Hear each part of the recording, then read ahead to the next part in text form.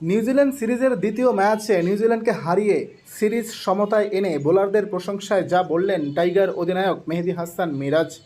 2027 one day বিশ্বকাপে সরাসরি কোয়ালিফিকেশনের লক্ষ্য মাথায় রেখে ঘরের মাঠের সিরিজগুলোতে গুরুত্ব দিচ্ছে বাংলাদেশ। সেই প্রেক্ষাপটে নিউজিল্যান্ডের বিপক্ষে দ্বিতীয় ওয়ানডে ছিল দলের জন্য অত্যন্ত গুরুত্বপূর্ণ। ম্যাচটি দারুণভাবে জিতে নেয় বাংলাদেশ।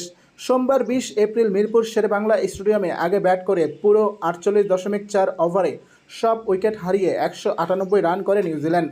জবাবে বাংলাদেশ 35.3 ওভারে 6 উইকেট হাতে রেখেই লক্ষ্য পূরণ করে। এই ম্যাচে নিউজিল্যান্ডকে 200-র আগেই আটকে দেওয়ার পিছনে বড় ভূমিকা রাখেন নাহিদ রানা। তিনি কিউই ব্যাটিং লাইনআপে ধস নামিয়ে 32 রানে 5 উইকেট নেন। ম্যাচ শেষে অধিনায়ক মেহেদী হাসান মিরাজ জানান, জয়ের মূল ভিত্তি ছিল বোলারদের পারফরম্যান্স। বিশেষ করে নাহিদ রানা, শরীফুল ও তাসকিন ভালো বোলিং করেছেন। তার মতে উইকেট ব্যাটিংয়ের জন্য ভালো মনে হলেও এই কন্ডিশনে বোলিং করা সহজ ছিল না।